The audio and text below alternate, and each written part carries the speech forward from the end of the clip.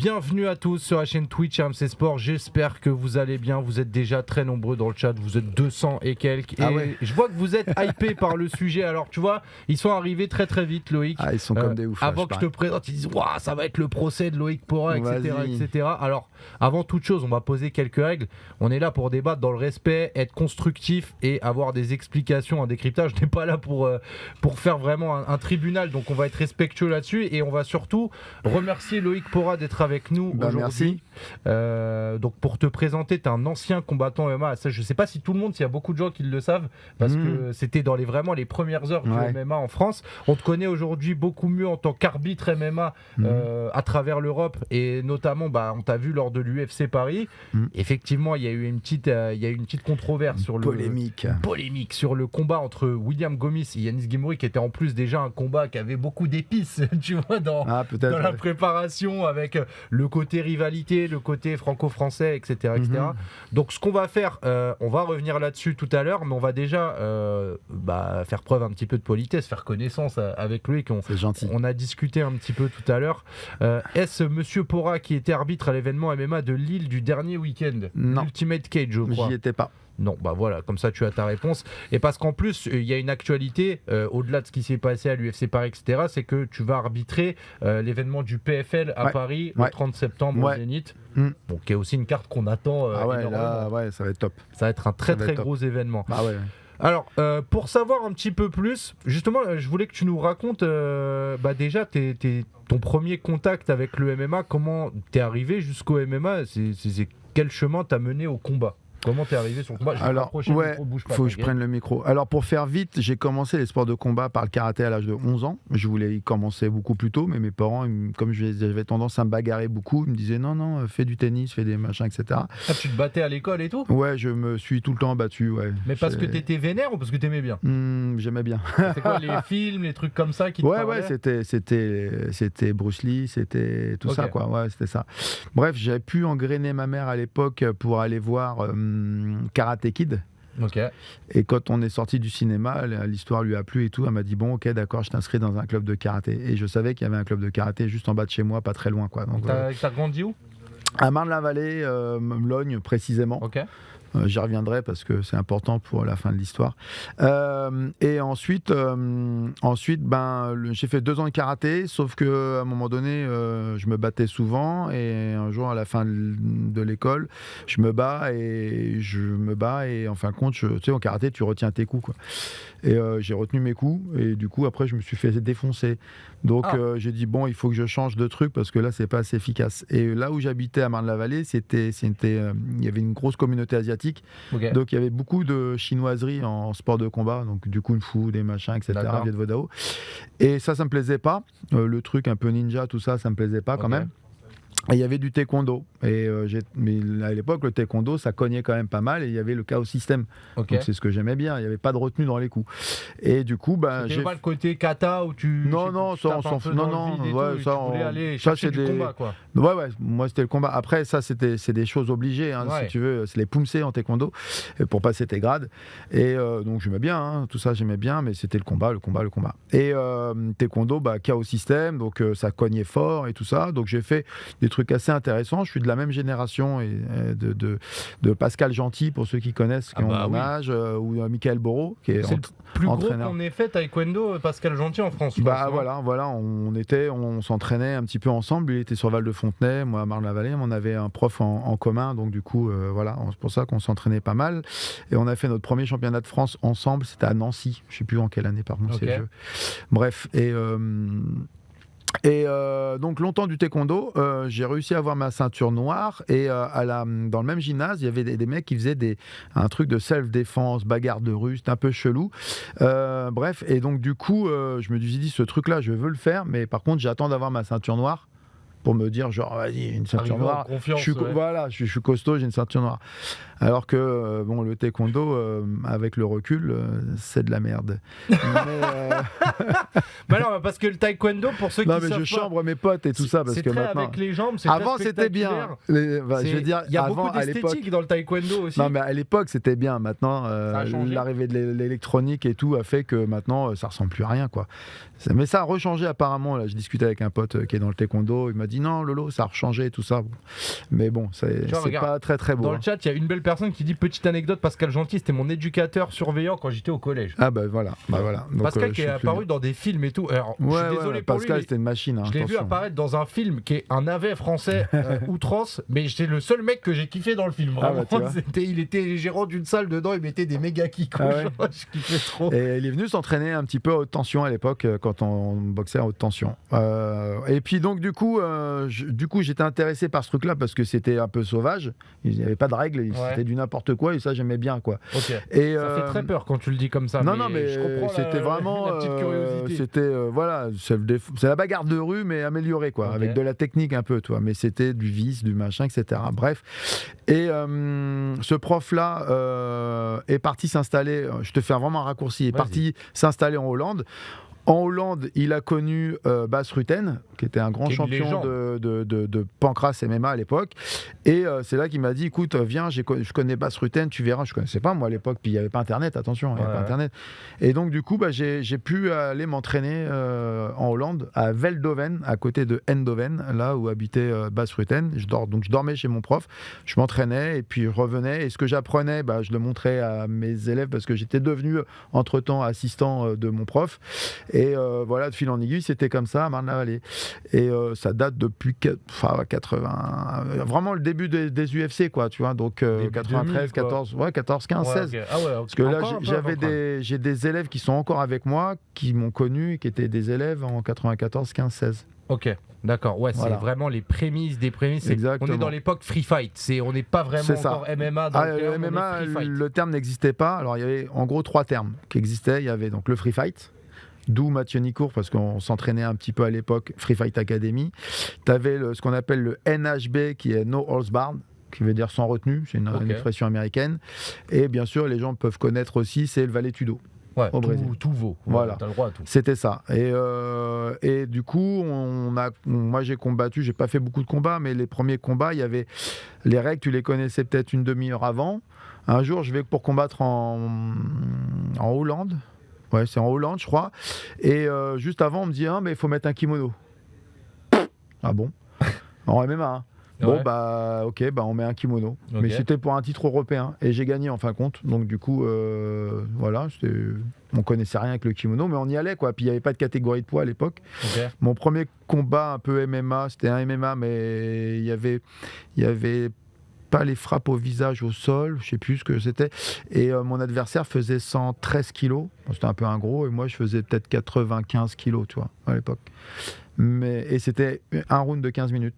Ah oui, les bonnes règles. Sans coach et tout ça, donc les t'avais pas le droit de parler. Traditionnelles. Ouais, c'était comme à l'époque du pancrace et tout ça, etc. Ouais. Et du coup, je m'étais lié d'amitié avec Bas Rutten. Avec ça, j'ai pu faire venir Bas Rutten en France pour faire des stages. À l'époque, on faisait des reportages. Et lui, Bas Rutten, après, il est parti vivre aux États-Unis. Il m'avait demandé de le suivre. Mais j'avais pas, à l'époque, c'était pas évident. Enfin, j'étais un peu peureux de me dire, tiens, je lâche tout en France. Et puis, pourtant, j'avais rien de spécial. Hein. Mais à cette époque-là, c'est peut-être pas encore ultra démocratisé le fait de tenter sa chance. Déjà, moi, le fait d'aller en Hollande, c'était déjà quelque chose, tu vois. Et en fin de compte, voilà. Et lui, il avait sympathisé avec Marco Ruas.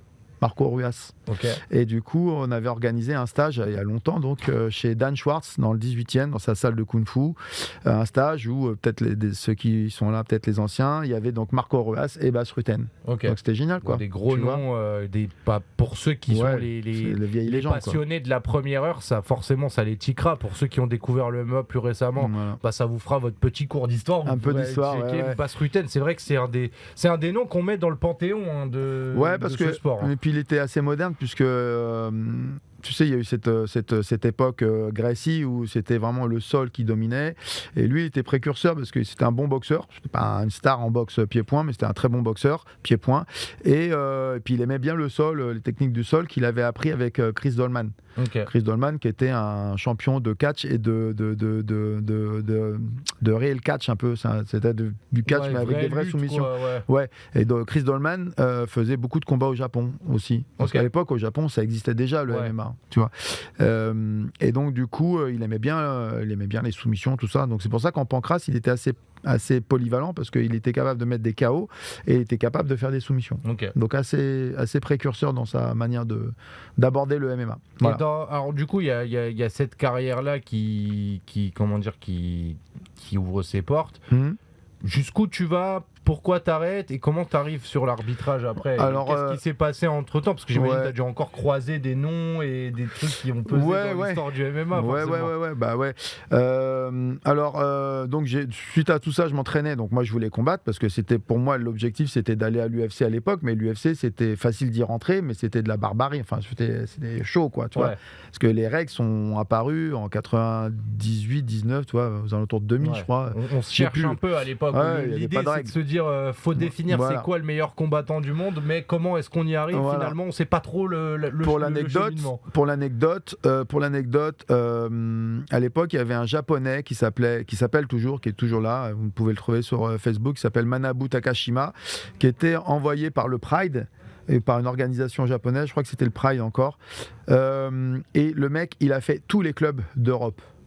Non, mais tous les clubs d'Europe. Il fallait qu'il défonce tout le monde? Non, il a fait tous les clubs d'Europe pour recruter des combattants, des trucs, etc. Bref, il a fait tout, la Hollande, le machin, blablabla. Et il est arrivé à Logne. Il est arrivé dans notre club, le gymnase du Segré à Logne, pour ceux qui sont peut-être de la région. Il est arrivé, il a vu notre cours, il avait entendu parler de notre truc un peu barbare, quoi. Il est arrivé il a vu notre truc, il a vu qu'on se battait comme des chiffonniers n'importe comment, mais on y allait, quoi. Ça a été debout par terre, c'est vrai. Et le mec, il nous a parlé d'une organisation qui allait naître. C'était juste avant le Pride et c'était l'Open Valetudo, là où il y a Rickson Gracie qui a combattu. Ok, d'accord. Et il recrutait des combattants à travers l'Europe. Lui, il était envoyé en Europe, il recrutait. Et du coup, pour l'anecdote, comme il avait vu que j'étais un peu machin, il me dit « Ouais, est-ce que ça t'intéresse ?» Alors moi, j'avais peut-être 20 ans, tu vois. Je disais « Mais ouais, et tout, pas de problème, j'y vais. » Et après, il m'a montré des vidéos. Et là, j'ai fait « Ouais, bon, je suis peut-être pas encore prêt, quoi. » Donc du coup, j'y suis pas allé. Mais j'aurais presque pu aller à ce truc-là, quoi. Me faire découper en 15, mais c'était rigolo, quoi. Et... autre anecdote aussi, quand j'allais m'entraîner en Hollande, vraiment parce que je suis allé avec Bas Rutten et après j'y suis allé tout seul où j'allais chez Chris Dolman m'entraîner. Okay. Chez Bas Rutten, donc il y avait 3 entraînements par jour. Le matin, c'était que une demi-heure de corde à sauter et ça tournait en grappling. L'après-midi, c'était un peu de fractionné et le soir, c'était un cours technique et il donnait des cours avec des élèves. Et je tournais souvent avec un mec qui était là le soir pour s'entraîner. Et c'était un mec, il était super gentil, mais plein de boutons partout, tu sais, mais vraiment des boutons, une acné de ouf, quoi. Donc tu dis, bon, ok, c'est relou si ça me pète dessus. Ouais, tu dis, voilà, c'est chaud. Et pour l'anecdote, bon, le mec était déjà très, très, très, très, très grand. Et pour l'anecdote, c'est que c'était Simi Schilt. Ah oui. Ouais. D'accord. Donc là aussi, on est encore dans le statut de légende. C'était un jeune, il commençait, quoi, tu vois, c'était rigolo. Et quand j'allais avec chez Chris Dolman, alors j'y suis allé grâce à un Français qui vit en Hollande depuis des années, qui a été l'ancien manager de Bas Rutten, qui a été un temps soit peu le manager de Tchèque Congo il y a longtemps. Okay. C'est Don Clovis. Je connais pas là comme ça. Là. Et il était dans la musique et il a été dans le combat. Et donc j'allais chez lui et je m'entraînais chez Chris Dolman. Voilà, c'était à Amsterdam. Et Chris Dolman, là-bas, qui s'entraînait là-bas, c'était les frères Overeem. Donc Valentin Overeem, que je connaissais plus au début, et Alistair Overeem. Okay. Et après, Alistair Overeem, ça a été souvent un adversaire de mes élèves que j'avais à l'époque, notamment Moïse Rimbon, qui a fait un super combat, une fois un super tournoi. Et t'as connu la vraie première vague du MMA européen avec ces profils hollandais qui c'est ça. Les Hollandais, c'était la meilleure école. Ouais, parce qu'eux, ils sont allés faire des méga carrières aux États-Unis, en Asie, etc. En Hollande, parmi ce vivier-là. Ouais, parce que en Hollande, le free fight existait déjà. Parce que les Hollandais combattaient déjà au Japon, mais c'était inconnu, c'était vraiment méconnu. Et ils combattaient déjà à l'époque, tu vois. Il y avait des noms comme Dick Vridge, des mecs énormes et tout. Il y a des vieux reportages dessus, tu vois. Léon Van Dyck et tout ça, etc. Bon, Gilbert Yvel, enfin tous ces mecs-là qui étaient dans le MMA. Gilbert Yvel qui avait fait un combat face à Léon Van Dyck et pendant une semaine, il avait pris des bains d'huile pour s'imbiber le corps d'huile. Ouais, et le jour du combat, il glissait de partout. Et Léon, qui était un spécialiste de soumission, il n'arrivait pas à l'attraper, il glissait de partout, le mec. Ça, c'est la bonne époque. Ça, c'est une petite anecdote. Voilà, la sauce hollandaise. Donc, voilà. T'es avec ce vivier, des mecs qui vont s'avérer être et des pionniers et des grands champions quand même de ce sport-là. Qu'est-ce qui se passe pour toi après parce que alors du coup, je fais quelques combats. Le truc qu'il y a, c'est que à l'époque, je bossais la nuit parce qu'on n'avait pas le choix pour pouvoir s'entraîner la journée. Encore moins qu'aujourd'hui, j'imagine.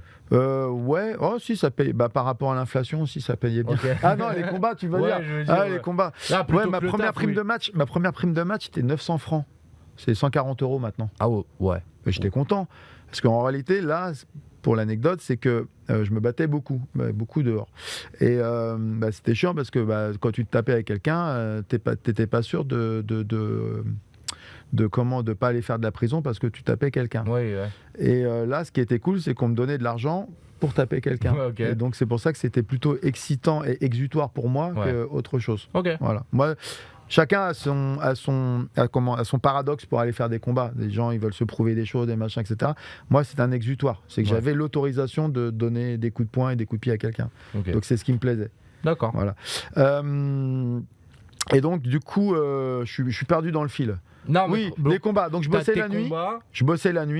Je bossais le jour. J'avais eu des enfants. Voilà, trop de choses, plus l'entraînement. Donc très fatigué et je me blessais souvent. Ok. Voilà. Donc finalement, tu t'es dit, ça n'a pas été le chemin que tu prévoyais, la voie du combattant, c'est pas celle qui s'est avérée. Ah si, c'est ce que je voulais. Moi, je voulais être super combattant. Le corps t'a un peu freiné. Ah ouais, parce que j'étais trop fatigué, tu vois. Mais je m'en rendais pas compte. Tu t'en rends pas compte des fois, même pour les gamins qui s'entraînent, ceux qui nous écoutent, quand vos profs vous disent repose-toi, arrête, machin, etc. Il faut le faire parce que les blessures derrière, j'ai eu 2 fois les croisés, ce qui m'a empêché de combattre, etc. Après, je me dis dans la tête, t'es plus pareil, quoi. Donc c'est pour ça. Justement, dans la tête, t'es plus pareil. J'imagine que tu tires une croix sur le truc que tu voulais absolument dans ta vie. Ouais. C'était combattre à l'UFC. Et en plus, mais du coup, comment t'en arrives à prendre la tangente et te dire, par exemple, je vais devenir arbitre. Pourquoi t'es pas. Non, ça s'est pas fait comme ça. J'imagine t'as coaché peut-être avant. Beaucoup. C'est le chemin le plus logique. On était très peu sur la place parisienne, c'est simple. Il y avait 3-4 clubs. Enfin, 3-4 personnes qui donnaient des cours et il faut leur demander. Donc il y avait Mathieu Nicourt, Cognam, moi, Gaël Coadic. Je suis désolé si j'en oublie, mais sur Paris. Et après, il y avait des fratries, c'était rigolo. Il y avait les frères Fernandez, à Bordeaux, les frères Riccio, à Perpignan, les frères Schiavo. Schiavo. Sur Avignon. Donc du coup, tu avais beaucoup de fratries qui ont aussi lancé, puis c'était à l'époque le Golden Trophy, il y avait une forme de MMA à la française, c'était assez... Voilà. Donc ça a été un peu le début. Donc du coup, j'ai été, si tu veux, j'avais mes cours que je donnais à un club, et aussi je donnais des cours à haute tension. Et donc du coup, avec Cyril, qui est toujours un bon pote, on avait créé un collectif qui s'appelle la French Connection. Cyril qui Diabaté. D'accord, pour préciser. Et donc, du coup, on avait créé un collectif avec tous les champions, pas encore champions, mais tous les gars qui faisaient du MMA, quoi. Et du coup, on a lancé beaucoup de gens dans le MMA avec avant la French Connection et la French Connection. Donc, je donnais des cours, j'enseignais et je coachais. Et on faisait aussi des interclubs. Et souvent, sur l'interclub, personne n'était capable ou assez apte pour faire de l'arbitrage, donc j'arbitrais. Voilà, c'était comme ça. Pour moi, c'était assez simple. Parce que dépannais parce que c'était pour le bien de tout le monde. C'était ça, puis c'était assez facile. Enfin voilà, c'était pas compliqué. Et puis, bref, donc du coup, en 2002-2003, est organisé le Angleterre-France au Cage Warriors. C'est ça, Cage Warriors. Une équipe d'Angleterre face à une équipe anglaise. Je devais y combattre. Et quelques semaines avant, je me répète les croisés. Et donc, le co-organisateur, donc Grégory Huot, qui avait à l'époque le magasin Senshi Store et qui était rédacteur en chef à l'époque de Fight Sport, si les gens se rappellent. Je leur donne plein de comment ils disent les jeunes là, des bails, c'est ça, des trucs. C'est quoi? Des bails? Ouais, c'est ça. Non, des refs. Voilà, moi j'aurais dit des refs, c'est des refs d'anciens un peu, mais. Et donc du coup, je suis out pour le combat et il me dit, hey, Lolo, du coup, ça te dit pas d'arbitrer? Je suis, oui, vas-y, banco. Et donc mon premier arbitrage, ça a été à l'étranger, en Angleterre, sur le Cage Warriors en Angleterre. Voilà, ça c'était ma première expérience d'arbitre. Du coup, suite à ça, il y a eu d'autres expériences. Donc j'ai arbitré en Russie, j'ai arbitré au Portugal, en Suisse aussi, en Belgique, un peu partout. Et bien sûr aussi en France, mais en pancrace. J'ai pu, tout ça. Et j'ai pu aller jusqu'à. J'étais à un moment donné responsable, si tu veux, de l'arbitrage et des juges en pancrace. Je faisais des formations. Et puis en 2013, j'ai ouvert ma salle de sport et j'avais vraiment plus le temps de m'occuper de ça.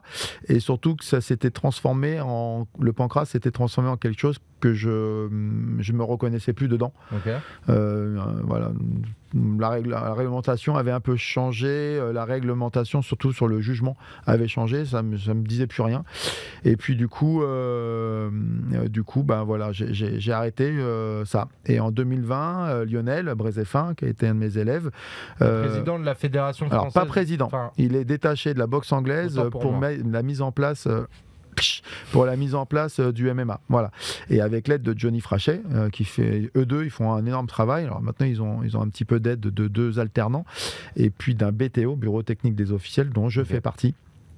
Du coup, il m'a dit, écoute Lolo, voilà. Franchement, j'aimerais que tu reviennes à arbitrer tout ça, parce que voilà, j'avais des qualités.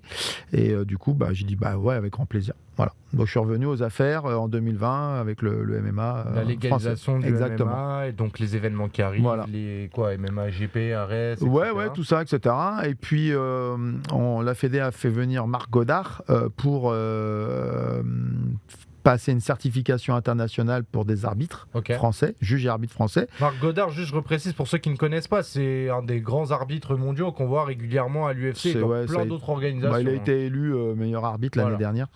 Ouais, très pédagogue, ancien combattant, on le sait qu'il en MMA, il a fait des trucs genre submission fighting, des trucs comme ça, etc. Lui, c'est vraiment un spécialiste du sol. Il parle beaucoup. Enfin, je veux dire, c'est un des arbitres qui est le plus connu parce qu'il parle beaucoup avec les combattants pendant les combats pour expliquer, etc.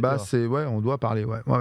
Et du coup, sur la certification, j'ai été le seul certifié juge et arbitre level 3. D'accord. Sur la certification, il y en a d'autres camarades qui ont eu soit juge, soit arbitre.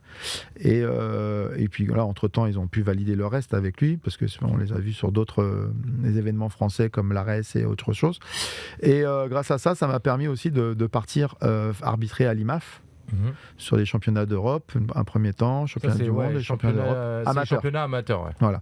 Et ça, c'est pareil, c'est beaucoup d'expérience, c'est important parce que sur 5 jours, il y a, je ne sais plus combien de combattants, c'est énorme, mais il y a 5 championnats du monde, il y a 5 cages, il y a 20-25 combats par cage. Voilà, et donc on est une dizaine. Et ça, en gros, on fait alors du coup on fait 2-3 arbitrages et puis 2-3 jugements, et puis ça tourne selon les postes qu'on a, etc. Ouais. Et après, c'est là où tu vois si t'es bon ou pas, parce que dès les demi-finales terminées, t'es là et tout le monde te dit tu crois que tu vas être sélectionné pour des finales et tout ça, etc. Alors t'es là, j'en sais rien, je sais pas, etc. Alors les mecs ils disent si toi c'est bien et tout, blablabla. Donc il y a plus de 80 arbitres et il y a 16 finales. 16 finales donc, en gros, junior. Top 16 sur les 80. Ouais, 16 finales junior, 16 finales senior. Yes. Et c'est la course à se dire putain, est-ce que tu fais des finales ou est-ce que tu juges, tu vois, pour voir ta qualité. Et c'est la soupe à la grimace. Dès le jour de la finale, tu reçois les feuilles et t'es là, ah putain, je suis pris. Et le lendemain, je suis pris. Toi, t'as tout de suite ta feuille. Et là, t'as tous ceux qui sont déçus, quoi. Donc, du coup, j'ai pu faire des finales à chaque fois. Donc, ça montre aussi le travail que j'entreprends au sein de l'arbitrage et la qualité d'arbitrage que j'ai. Et là, ils vont tous. Il y en a dans le chat, ils disent que t'es pas bon arbitre, mais oui, mais c'est normal. T'as assez de recul pour l'encaisser. Oui, carrément. Et donc, du coup, voilà. Et puis suite à ça, Marc Godard regarde beaucoup parce que sur l'Europe, il gère beaucoup d'événements, notamment aussi l'UFC. Et du coup, c'est un peu lui qui te drive et qui te dit tiens, va là, etc. Donc j'ai pu aller au KSW aussi. Je devais y aller en septembre là, mais c'est lui qui est allé. Et du coup, je serai au KSW sûrement en décembre.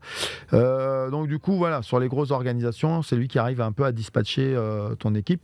Ouais, il fait peu ambassadeur européen des arbitres. Ouais, c'est ça. Donc Donc du coup, voilà, c'est assez sympa, quoi. Voilà. Et donc tout ce chemin-là qui fait que forcément, tu es une référence de l'arbitrage MMA en France, peu importe ce que les gens disent, puisque c'est reconnu et c'est validé par des professionnels. Ouais. Et tu en es arrivé à arbitrer des combats à l'UFC Paris. Tu vas arbitrer également sur le PFL Paris le 30 septembre. Ouais. Forcément, maintenant, on va rentrer un petit peu plus dans la sauce. Vas-y, lance. Allez, j'aime bien quand t'es comme ça, là, ça me fait kiffer. Ils sont tous... ils en peuvent plus. Alors, je sais pas, je dis pas, mais ils doivent être... Ouais, grave, on s'en bat... du combat et tout. On s'en bat les couilles, ils veulent savoir qu'est-ce qui s'est passé, qu'est-ce qui est machin, etc. Allez, on va voir. Écoute, on va se mettre en situation... Vas-y. Donc nous on va se virer cette petite mention Winamax qui est vraiment... On va peut-être faire une scène Winamax je pense un jour, ça sera plus simple. Je le dis à haute voix pour que l'ému m'entende derrière, pour qu'il valide l'idée. Donc là on va se regarder, j'ai juste mis le 3e round parce qu'on va pas se faire tout le combat. Ouais. Est-ce qu'il y a des choses avant le 3e round pour toi qu'il est important de mentionner dans ce combat-là ? Non. Et non, pas de mémoire. Après, il faut se rappeler que quand tu arbitres, en fin de compte, tu te rappelles plus des phases sur le combat, en fin de compte. C'est un peu comme un combattant, tu vois. Ouais, un combattant, tu vas lui poser la question, voilà, tu te rappelles, qu'est-ce que tu as fait là, il va te dire, ah putain, non, ça je me rappelle plus. Tu sais, c'est l'instinct qui parle, quoi. On va regarder, donc là, on est dans une situation, on est plutôt en cage control. Attends, je crois que j'ai pas le son. Est-ce qu'il m'a mis du... Ah, faut peut-être que je fasse un petit réglage. Attendez. Vas-y. Je fais une petite pause, je reviens sur nous.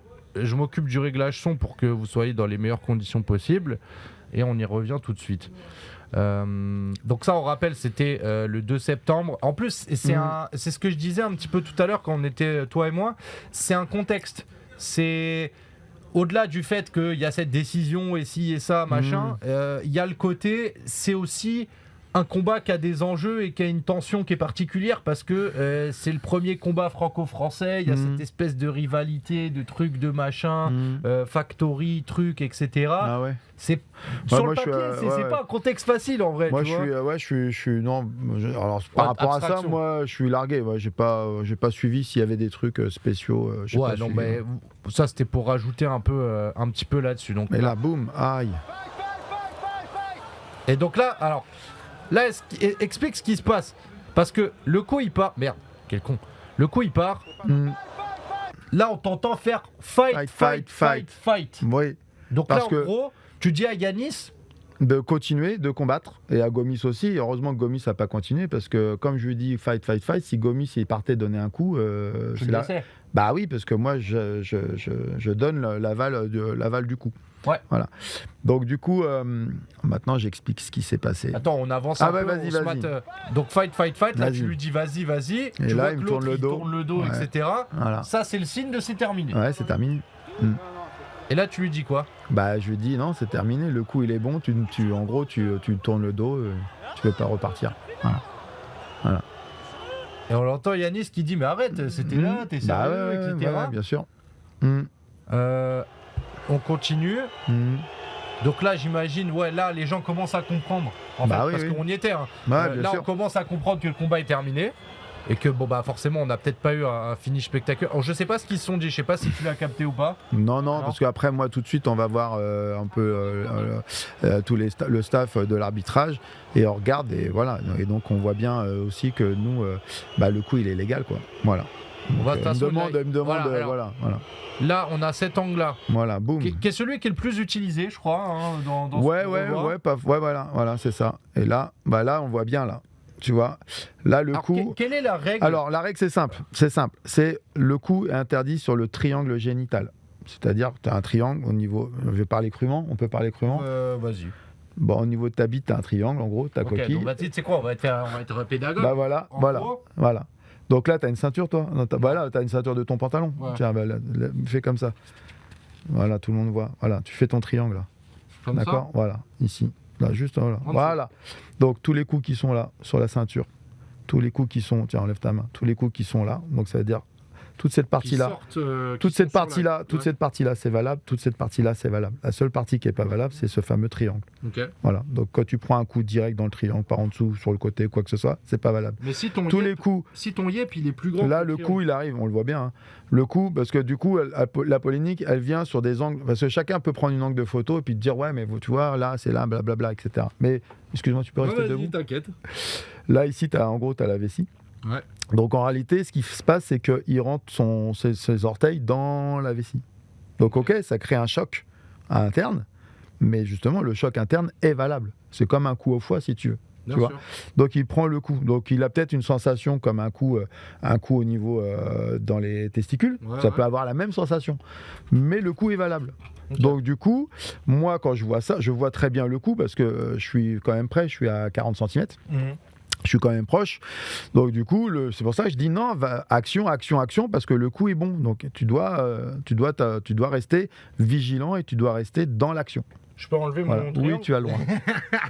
Donc après, si tu veux, les gens disent ouais, machin, la coquille peut avoir bougé, etc. Parce que le pied, si tu veux, le pied après, une fois que le pied il part, le pied il atterrit où il veut, si tu veux. Enfin, il termine sa course où il veut. Donc oui, effectivement, on est dans un mouvement. Ce qu'il faut pas oublier, c'est que tout ça se lit dans un mouvement. Ça se lit pas image par image. Si tu sors une image de son contexte, tu vas trouver l'image que tu veux. Ça, c'est évident, d'accord ? Mais quand on est sur l'action présent, on voit que le coup, il est au niveau de la ceinture et il n'est pas dans le triangle génital. Là, c'est dommage, on pourrait avoir un dessin, tu sais, faire un truc, machin, etc. Mais là, tu la vois avec la souris. On la voit, la coquille, là. On la voit, tu vois, elle est là, tu vois, la grosseur.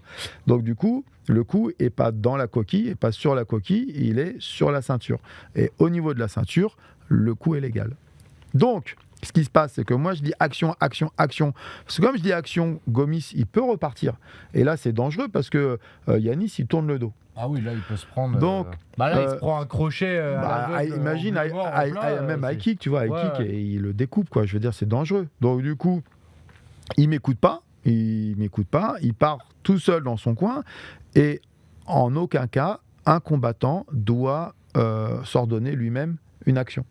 C'est l'arbitre qui t'ordonne, et tant que l'arbitre n'a pas dit stop ou n'a pas dit ou quoi que ce soit, tu dois rester toujours à te protéger et toujours vigilant sur le combat. Mais alors, j'ai une question là-dessus parce que c'est un truc...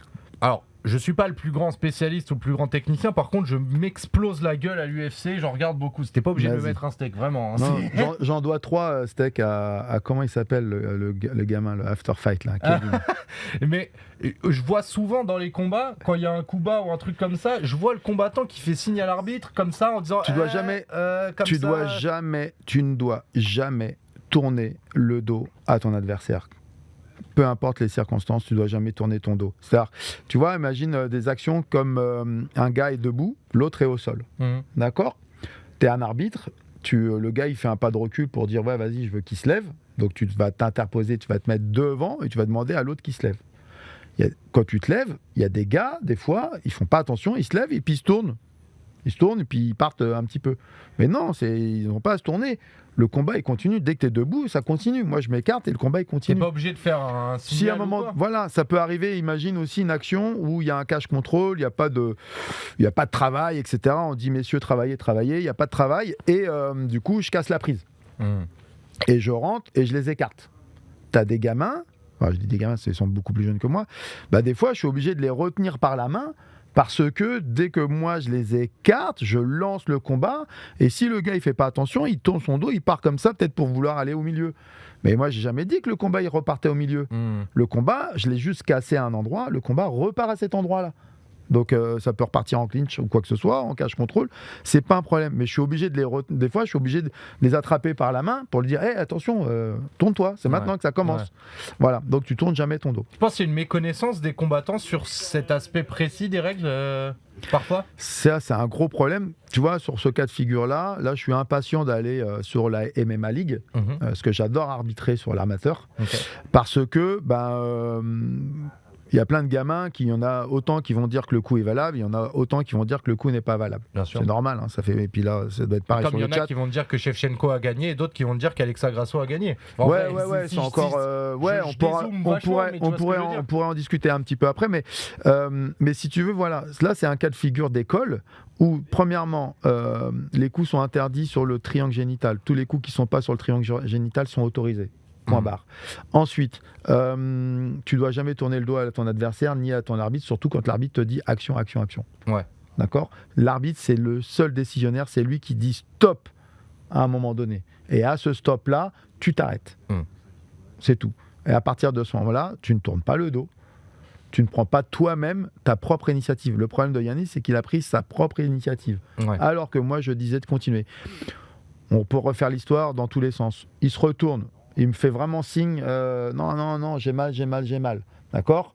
À ce moment-là, le fait qu'il me fasse vraiment signe qu'il a mal, dans le sens où il insiste pour faire un stop time, je suis obligé d'arrêter pour faire une vérification.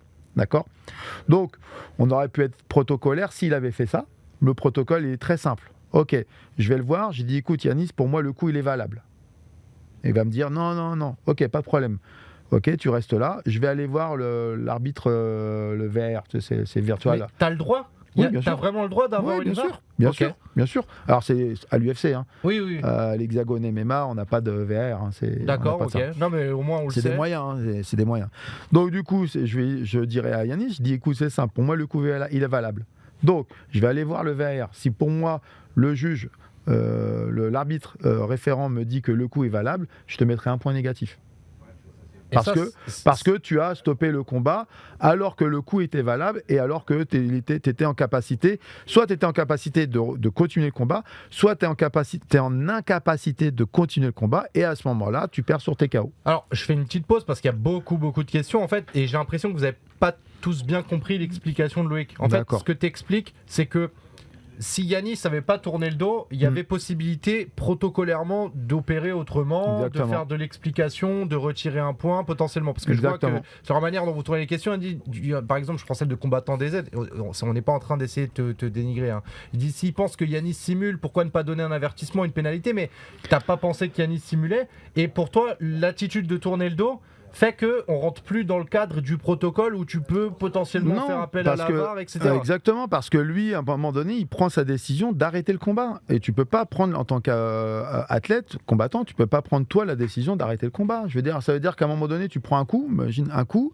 et puis tu tournes, et puis tu t'en vas, et puis tu vas forcer l'arbitre à arrêter le combat. Mais non. Mais donc, ce que tu expliques, c'est que si Yanis n'avait pas tourné le dos, tu aurais fait appel à la VAR, tu l'aurais sans doute sanctionné. Oui, c'est ce que je t'ai dit. Et le combat aurait repris. Oui, voilà, il aurait pris un point négatif. Donc après, la seule solution, c'était mais avec des si on refait le monde. Là, il fallait qu'il termine quoi. Qu'il termine le combat, qu'il fasse KO ou soumission. Parce que là, il perdait le round. Hein. Même s'il avait gagné le round, ça faisait un 9-9. Voilà. Et sur les deux rounds, il perdait, je crois. Donc ça c'est typiquement pour les chatteurs là, et peut-être qu'il y a des jeunes combattants qui sont à l'intérieur du chat, c'est ce que je dirais à la MMA League. Attention, l'arbitre c'est le seul décisionnaire, faut pas tourner le dos à l'arbitre, faut pas tourner le dos à l'adversaire, et tant que l'arbitre ne vous a pas dit, si l'arbitre vous dit action, vous êtes obligé de continuer l'action. Et dans les règles fondamentales du MMA, il y a une règle qui est interdiction de refuser le combat, et tourner le dos peut être assimilé à ça. C'est pas écrit comme tel, genre refuser le combat. Mais c'est une question de principe. On fait un sport de combat, donc il doit avoir une forme de combat. Si à un moment donné tu te mets hors combat, ça veut dire que tu n'es pas en capacité de combattre. Donc du coup le combat s'arrête. Est-ce que après le bruit que ça a fait, tu as pu penser que tu avais fait une erreur à un moment donné ? Faut toujours te remettre en question de toute manière. Donc bien sûr, faut regarder, faut analyser. Après, j'ai regardé plein de cas de figure qui étaient sensiblement pareils. Et d'ailleurs, si les gens étaient à l'UFC, le combat d'après, je crois que c'est avec Benoît Saint-Denis. Je crois que juste le combat d'après, c'est avec Benoît Saint-Denis. Je suis plus très sûr. T'as Volkan Ozdemir juste avant contre Bouskov. Ça va assez vite. Et j'ai un de mes potes qui est arbitre, c'est Lucas, qui est arbitre polonais au KSW, et il a un cas de figure similaire. Alors, le même, il y a un mec qui prend un coup à la ceinture, et du coup, mon combat lui a permis de faire le protocole que tu venais d'évoquer, qu'on n'aurait pas pu mettre en place. Que j'ai pas pu mettre en place. Parce que du coup, vous pouvez le regarder, les chatters, c'est la même action. Il prend un coup à la ceinture, le mec, il est là, il est face à son adversaire, il se plie, puis il fait un geste comme ça, je crois, genre machin... Non, je peux pas, j'ai pris en gros un coup dans les couilles, peut-être, ça se peut. Il s'avère que il vient, donc il fait un stop time, il va voir l'arbitre qui avait sur le VR, je crois que c'est Marc Godard qui est là, et là on lui dit, je sais plus, je crois on lui dit que le coup il est bon, etc. Donc du coup il va voir le mec, il dit fais attention, etc. Et le combat repart. D'accord, parce que c'est plus ou moins pareil. Mais si tu veux, dans l'action, et c'est marrant parce qu'on en discutait juste après à l'UFC, il me dit putain, heureusement que tu as eu ton cas de figure, parce qu'en tant qu'arbitre, on apprend tout le temps aussi, tu vois, et on apprend des erreurs des autres ou des actions des autres. Et il me dit putain, parce que là, même cas de figure, moi habituellement, j'aurais fait comme toi. J'aurais dit action, action, action. Par exemple, tous, Marc Godard, pareil, etc. On était tous à dire, de toute façon, oui, il aurait dû, l'action devait continuer, etc. Puisque le coup est valable. Mais c'est une faute. Je ne vais pas dire, peut-être plus policé. C'est un manque de rigueur, de l'apprentissage, de la réglementation en tant que coach ou en tant que combattant. Ok.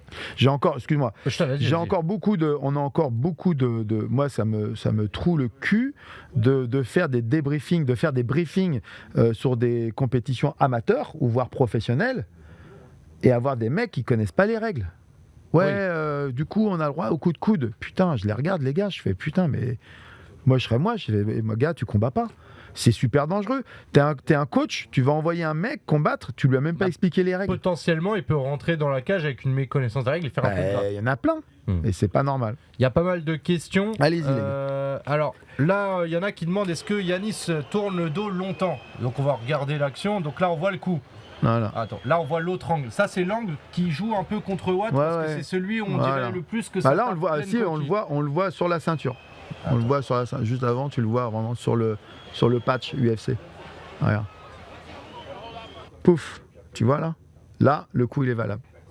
Tu vois, il est au niveau de la vessie. Le coup est valable. C'est un espèce de middle type, tu vois, un peu, avec les orteils. Avec le bout du pied qui vient. Voilà. Piquer, il vise, c'est visé, c'est visé. Donc on voit ça, la réaction de Yanis. Bon, là, juste je fais une parenthèse. Attends, juste fais pause si tu veux, fais pause. Juste une parenthèse. La plupart des coups qui sont vraiment dans les parties, c'est quand c'est sur un low kick gaucher-droitier. Donc là, c'est un gaucher-droitier. Gomis s'était mis en gaucher sur l'action. Et c'est sur les coups dans les cuisses, à l'intérieur des cuisses. Où là, il y a vraiment la coquille qui est touchée. D'accord ? C'est vrai que c'est une forme de kick. Et là, il part sur un pointard. Ceux qui s'entraînent avec moi, ils savent que j'aime bien faire ce coup-là. Et je vise pas. Il y a une autre question. Est-ce que tu penses que Yanis a entendu ton fight dans le contexte d'un Bercy qui fait beaucoup de bruit, etc. Ouais, bah oui, il peut pas ne pas m'entendre parce qu'on m'entend fort quand même. Une autre question. Est-ce que des autres, on voit qu'ils se retournent assez vite quand même. Est-ce que d'autres arbitres t'ont contacté pour dire c'était la bonne décision, je suis d'accord avec toi. Bah, c'est ce qui fait plaisir. C'est ce qui fait plaisir. Tu vois, j'ai un de mes potes arbitres qui est lui le patron de l'arbitrage irlandais. Il sera là au Bellator. Et il m'a fait un super message de soutien. On a beaucoup discuté, etc. Et puis bon, voilà, le truc, c'est que je suis soutenu par quand même les principaux responsables de l'arbitrage. Vous vous dites quoi là avec Yanis ? Bah là, il me dit non, j'ai pris le coup aux couilles, etc. Et là, je lui dis non. Après, dans l'idée, c'est que moins on parle. Vas-y, t'inquiète. Non, je rigole. Moins on parle, mieux c'est. Ouais. Donc on ne va pas parler, c'est pas le moment de parler, etc. Donc moins on parle, mieux c'est. Et donc du coup, il me dit j'ai pris le coup dans les couilles, etc. Et en gros, je lui dis non, le coup était bon, le coup est valide. Voilà, on rentre pas plus dans de la discussion, etc. Voilà. Ok.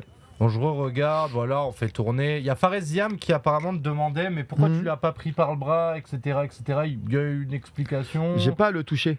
Ok. J'ai pas le droit de le toucher. Même si vous regarderez bien,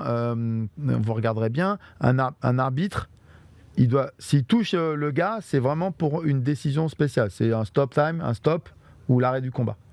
Donc là, on revoit un énième ralenti. Boum. Ou là, c'est vrai que sur cet angle-là, voilà. Mais tu vois, on voit bien la coquille. Après, la coquille, elle bouge, ok, parce que c'est une coquille. Et là, pareil, je fais appel à tous ceux qui font des combats. Mettez une coquille en fer type Muay Thai. Mettez une coquille. Toutes les coquilles qui sont type slip, là, c'est de la merde. Déjà, ça se casse. Là, si vous prenez un vrai coup dans les couilles, ça peut se casser, parce que ça s'est vu déjà plus d'une fois. Une coquille en fer Muay Thai, vous la gardez toute votre vie et c'est plutôt un orteil qui va se péter que vos couilles qui vont péter, quoi. Est-ce que l'UFC t'a parlé après les combats? Moi, je vais pas te mentir, j'étais dans la salle, je voyais pas les replays. Moi, j'ai eu peur que tu sois l'arbitre français qui serve d'exemple et que l'UFC t'aide. Bah oui, ça se peut. Après, franchement, moi, la vie continue. J'ai d'autres choses à faire aussi à côté. Donc, pour moi, c'est pas. Ça serait dommage. C'est vrai que ça serait dommage, mais la preuve que non, puisque je serai au PFL à la fin du mois. Donc, du coup, voilà quoi. Mais. Non, alors après, bien sûr, tu sais, pour revenir tout à l'heure, t'es là, tu reçois des messages de ouf sur Instagram et tout. Le lendemain, tu te réveilles avec une gueule de bois quand même, parce que t'es là, tu te remets en cause. Et puis, je suis le premier à déçu. Je me dis, je préfère avoir un combat qui se termine correctement, soumission KO au point, tu vois. Mais sur un truc, une controverse, c'est comme ça, c'est malheureux. On est à Paris, c'est 2 Français. Pas le matchmaking, mais le choix de me mettre sur 2 Français, c'était bien aussi, parce qu'en gros, il y avait à chaque fois, il y avait Français contre un étranger, etc. Et si on m'avait mis sur un combattant avec un Français, etc., face à un étranger, on aurait pu. Alors, imagine ça sur un étranger, alors là, toi, t'es pire que mort, quoi. Donc, du coup, non, le choix de ce combat-là était judicieux.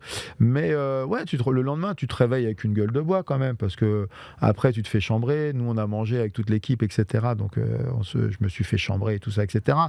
C'est de bon augure. En plus, moi, j'adore chambrer, donc c'est pas un problème. Mais après, c'est normal que t'es quand même touché, quoi, parce que après, ça n'empêche pas la qualité des combattants. La médaille, arbitre, c'est vraiment, c'est pas facile. Dans aucun sport, t'es aimé quasiment. Voilà, par rapport à Yanis, ce que je peux lui dire, c'est que la prochaine fois, il va faire mieux et qu'il ne laissera pas une erreur comme ça se reproduire, et même il ne laissera même pas les juges décider du résultat du combat, quoi. Voilà, c'est ça. Après, comme me disait aussi Marc Godard, on oublie, on avance. Parce que si tu n'oublies pas, si tu restes là-dessus, si tu n'avances pas, des traces bizarres. Ouais, voilà. Et tu vois, juste après ce combat-là, Marc, il me fait, donc il me dit non, mais c'est bon, ok, c'est géré. Il voyait que j'étais énervé. Je lui dis putain, ça m'énerve parce que c'est pas ce que je voulais comme issue de combat.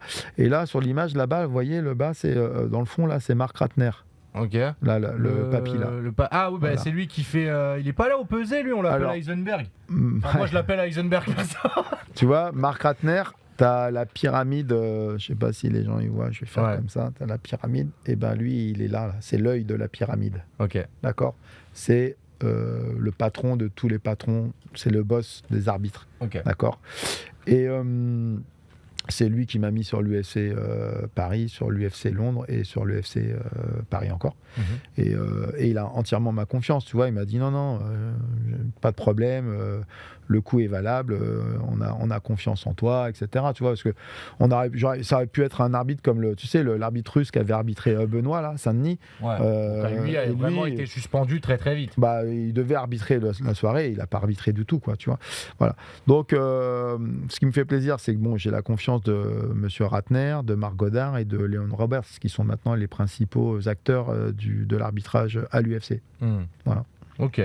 Je regarde d'autres composantes. Il y avait une question de combattants. Est-ce qu'ils ont compris un peu Non, il y en a qui seront toujours contre toi. Je vais pas te mentir. Il y en a qui pensent que tu es soudoyé par Fernand Lopez. Mais bon, ça, c'est les grandes théories.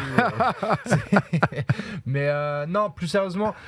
C'est marrant qu'ils pensent à des trucs comme ça. Enfin, je veux dire, c'est. Non, mais parce qu'il y avait des gens qui avaient aussi critiqué une de tes décisions. Arrête, je m'en rappelle, je crois. Donc, et je m'en suis rappelé. Et ils en avaient parlé tout à l'heure. Donc, bon. J'ai une question à te poser.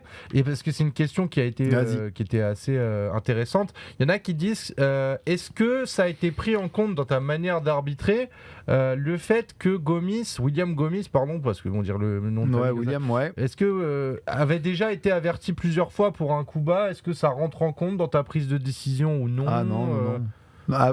Sur le combat ou sur sa carrière? Sur le combat, justement. Sur ce combat-là, je crois au premier, tu le prends pour. Je sais pas le souvenir. Franchement, j'ai pas le souvenir. J'ai pas le souvenir. J'ai pas le souvenir. Mais je crois que tu l'avertis à un moment. Après, tu sais, dans les deux côtés, il y a de la tricherie. Enfin, de la tricherie, c'est des trucs un peu logiques, tu vois. Là, je ne me rappelle plus. Je me rappelle Yanis, à un moment donné, il prend un peu en lutte et il accroche la cage, tu vois. Donc, je lui dis lâche la cage plusieurs fois, à plusieurs reprises. Tu vois, là, c'est des trucs, c'est pareil, à ce niveau-là de compétition. UFC, c'est le Saint Graal, on va dire. Bon, tu accroches le grillage une fois, 2 fois. Là, la 3e fois, je l'ai pas vu une 3e fois. Mais à la 3e fois, je peux mettre un point négatif. Ok. J'ai une question et je trouve qu'elle est pertinente, bien vu Chris, parce que la réalité c'est que ce combat-là, on va l'oublier, parce qu'on oublie tout, dans la tournure de certains combats on l'oublie, ça restera néanmoins noté sur la fiche de Yanis Ghemmouri comme un TKO, alors que... Ah, c'est TKO. Technical KO, c'est-à-dire que tu n'es pas dans la capacité de reprendre le combat. C'est simple. Est-ce que tu trouves que c'est sévère que ça se représente en TKO et qu'il n'y ait pas une espèce de arrêt d'arbitre ou truc, plus de capacité de combat? Non, regarde. Tu penses que c'est comme ça que ça devrait être rappelé? Ouais. Non, parce que regarde, t'as des gars, imagine, tu subis une salve de coups au sol. Tu les prends tout dans les bras, mais t'es pas en capacité de défendre. Tu fais pas. C'est pour ça qu'on est là. Des fois, on fait action, action. Des fois, en français, on va leur dire combattez, messieurs. Allez, bougez, bougez. Ou alors défends-toi, défends-toi. Coin bleu, coin rouge, défends-toi fort. Tu cries fort. Défends-toi, défends-toi. Le mec, il propose pas de défense. Bah, j'arrête le combat. Et pourtant, le gars, tu vas le voir, il a aucun bleu à la tête, il a pas pris un coup au visage, mais il m'a pas proposé un geste défensif. Donc, je suis obligé d'arrêter le combat. Concrètement, et donc, c'est un TKO. Un geste défensif, c'est quand tu es au sol, c'est de montrer un coup vers le haut, de montrer une intention. Il y a eu un combat à l'Ares. Je crois que c'est dans le dernier Ares. Putain, c'est avec qui? Je me demande si c'est pas avec Axel Sola ou Virgil Auguin. Ok.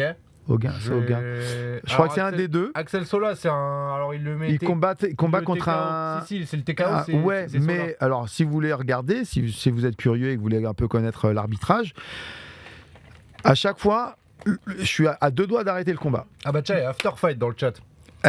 Kevin, facile d'expliquer sur RMC. Kevin, je te dois 3 taquets. Par contre, je t'ai pas dit la force des taquets que je vais te mettre. Non, je rigole, t'inquiète pas. Il va avoir peur. Non, je rigole. Qu'est-ce que je voulais dire? Donc, du coup, sur ce combat-là, le gars, je suis à 2 doigts d'arrêter, mais à chaque fois, il fait genre une roulade. À chaque fois, hop, il fait un petit truc, putain. Et derrière, il s'en reprend encore. Bam, bam, bam. Et hop, il défend. Et comme il est toujours en train de défendre, bah, je peux pas me permettre de tout de suite stopper le combat. Et à un moment donné, j'ai une fenêtre de tir où là, je vois qu'il défend plus. Et donc là, j'arrête le combat. Ok, mais t'es à l'affût quand c'est comme ça. Toujours à l'affût. Alors après, c'est toujours pareil. Il y a un truc qui est incroyable, les gens, ils ont du mal à voir, c'est que nous, on est à 40 cm de l'action ou 50 cm de l'action. C'est-à-dire que nous, on a un angle que la caméra ne pourra jamais voir. Déjà, c'est défini comme ça. Et quand il y a vraiment un KO ou une perte de connaissance, vous savez, des fois, les gars, ils font, comme on dit, l'ascenseur, il se prend un KO, boum, il tombe. Et en fin de compte, même pas qu'il se relève, des fois, c'est l'autre coup qu'on est en train de lui donner qui le réveille. Oui, ok, je vois à peu près, je vois le cas, ouais. Mais le gars, il a pris une commotion cérébrale. Il faut dire ce qui est, c'est genre que le gars... un peu comme Sterling, tu vois, Sterling il prend contre O'Malley, il prend un contre, il tombe peut-être la première, après il s'en reprend une ou deux au sol, bah, il en prend même beaucoup plus que ça, et d'un coup t'as l'impression il redevient lucide, il a fait un truc, mais il a pris une commotion cérébrale, tu vois, il a pris vraiment un coup dur, c'est-à-dire que son cerveau a eu un bleu là. D'accord, c'est super dangereux. Alors, quand on est derrière un écran, qu'on n'a jamais pris de coup dans sa tête, etc., on dit ouais, le gars il aurait pu continuer, etc. Mais le gars il aura des séquelles à vie plus ou moins fortes sur ses coups. Donc du coup, nous on le voit ça. On voit les yeux, on voit le gars qui est parti, qui a eu une perte de connaissance. On le voit. Donc c'est pour ça qu'on arrive, et toujours dans cette idée de sécurité des combattants, à stopper le combat. Et par contre, le mec est à 200 mètres en tribune qui ne voit pas ou qui voit juste l'image à la vidéo, il va dire « Oh non, putain, il aurait pu continuer, etc. » Mais non, c'est pas possible. Il y a une particularité au PFL, et c'est l'AB 2000, qui depuis tout à l'heure te chie un peu dessus, mais qui là est plutôt pertinent, qui dit il y a les caméras embarquées avec les lunettes au PFL. Ouais, ça va être intéressant. Est-ce que tu vas l'utiliser lors du PFL Ouais, j'arrive tout de suite. Donc du coup... Non, t'inquiète, c'est bon pour toi, t'inquiète. T'as quoi, on va se faire niquer. Non, du coup, ça va être. Je crois que non, c'est le PFL, c'est comme ça. T'as des lunettes là, t'as les lunettes avec la petite caméra, quoi. Ça va être rigolo, quoi. Ça peut, typiquement, s'il y a un cas similaire qui se présente, ça donne un autre chose. Bien sûr. Ça peut être un truc complémentaire. Tu trouves qu'il manque des choses justement à l'arbitrage en MMA quand on pense à ces lunettes-là, ce genre de truc tu parlais. Alors, est-ce que par exemple pour toi, le VAR, la VAR, etc., ça devrait être généralisé en MMA? C'est dur de généraliser quand faut des moyens, clairement. J'allais te dire ça. C'est-à-dire que, imagine les galas de MMA en France, les mecs ils font des petits galas vraiment régionaux, tout ça avec l'aide du boulanger, avec machin. Toi, c'est des petits galas. Moi, j'adore aller dans ces galas de province. Et tu vas pas lui dire tiens, un VR, c'est un coup de ouf, quoi. Okay. Mais il y a d'autres choses que. Puis il faut une régie, puis il faut savoir l'utiliser, etc. Qui pourrait apporter le fait d'avoir effectivement un micro pour que les gens dans le public sachent. Il y a un micro. Il y a un micro. Tout ça, c'est une question de moyens. Ouais. C'est une question de moyens. Et sur les règles, il y a un micro. Il y a des règles qui t'irritent, que tu aimerais voir évoluer ou pas trop? Non, il n'y a pas les règles qui méritent, c'est la méconnaissance des règles qui mérite. Okay.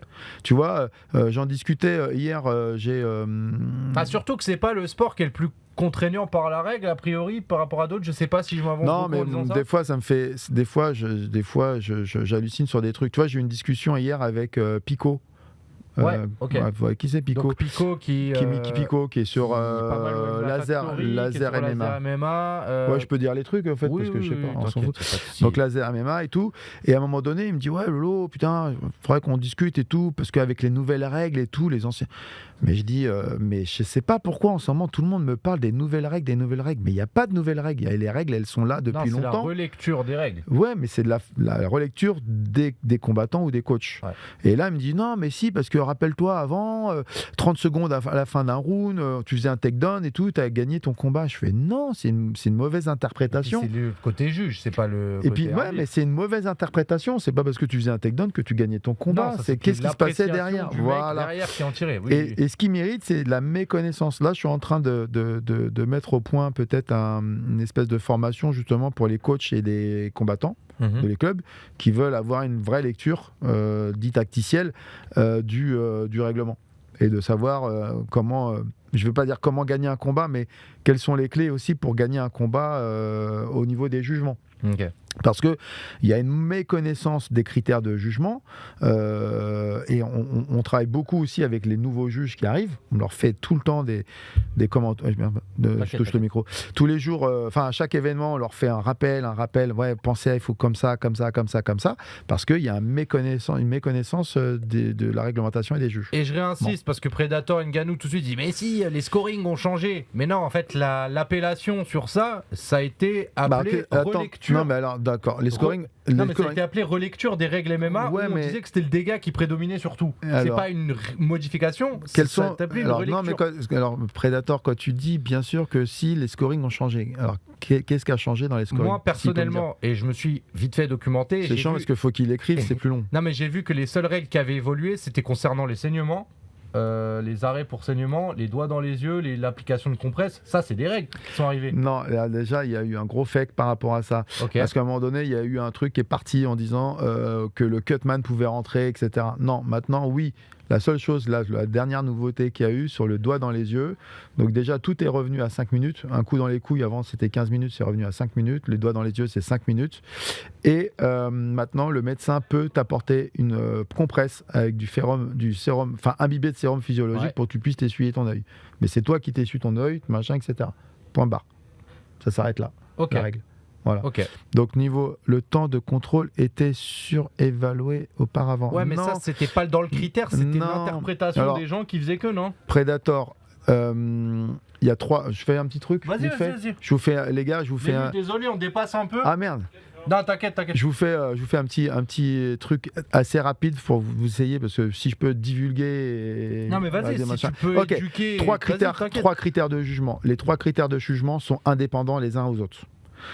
Quand tu as le critère numéro 1, c'est les dégâts, c'est le striking et ou le grappling effectif. C'est un critère, ça. Ça veut dire que le MMA, c'est une globalité. Le MMA, c'est je boxe, je lutte, je fais du sol, autant que je veux, autant là dans une partie, etc. Si j'ai fait plus de striking efficient, efficace, avec des dégâts forts, j'aurais gagné le round. On le voit à l'UFC, on va dire qu'à l'UFC, il y a beaucoup de combats, c'est des combats de boxe, pied-point, d'accord ? Il n'y a pas de sol, il n'y a pas de lutte, il n'y a rien du tout. Tu vois même Adesanya, Strickland. Ouais, il n'y a pas eu de lutte, il n'y a même pas eu de corps à corps, rien du tout. Ouais. Sur 5 rounds. Ouais, c'est vrai. Qu'un combat de boxe. Donc là, on va regarder les dégâts, le striking effectif. Est-ce qu'il y a un striking effectif ? Dans ce cas, dans certains rounds, oui, dans d'autres rounds, non, pas forcément. Si j'ai le striking effectif, je me base que sur le critère numéro 1, le gars il a 10, le gars il a 9. Point barre. Les deux gars ont bien boxé tous les deux. Ils ont eu un striking effectif tous les deux, il n'y a pas eu de lutte, il n'y a pas eu de sol, il n'y a rien du tout. Pour essayer que ça soit clair pour tout le monde. Les deux ont été efficients. Donc le critère numéro 1, je ne peux pas mettre 10-10, c'est impossible. Donc critère numéro 1, je ne l'ai pas. Je vais me baser maintenant sur le critère numéro 2 qui est l'agressivité. Est-ce qu'il y en a un qui a été plus agressif que l'autre ? Je prends l'exemple de Strickland Adesanya, comme ça vous parle. Qui recule, qui avance. On met toujours l'avantage à celui qui avance. Tout le temps, c'est comme ça. C'est Strickland qui avance. D'accord ? Ok, imagine, là encore, on a un cas de figure où putain, on ne sait pas quoi mettre au niveau d'agressivité. Ils sont face à face, ils ne bougent pas. Voilà, et là, on va mettre le cage control. Le cage control, c'est pas le fait d'avoir appliqué le mec dans la cage, parce que souvent ils disent ouais, c'est machin. C'est comment j'ai cadré le gars, comment je me suis mis en situation où je pouvais être plus dangereux que l'autre. Ça, c'est le cage control. Ce qui est équivalent du contrôle du ring en boxe. C'est ça. Si j'ai pas le critère numéro 1, je prends le critère numéro 2. Le critère numéro 2, généralement, c'est presque le fourre-tout. Imagine, j'ai amené au sol, il ne s'est rien passé au sol, mais j'étais sur le mec et je mettais quelques frappes, mais le mec en face, en dessous, m'a rien mis. J'ai quand même mis l'initiative d'une amenée au sol, même s'il n'y a pas un gros travail effectif au sol, j'ai fait quelque chose. J'étais un peu plus agressif. Ou alors si c'était vraiment moyen, j'ai eu un cache contrôle parce que j'ai amené le mec au sol, je suis dessus, celui qui est en dessous il me propose rien, celui qui est au-dessus il propose pas grand chose mais il est quand même au-dessus. Donc on cherche à travailler sur l'offensivité.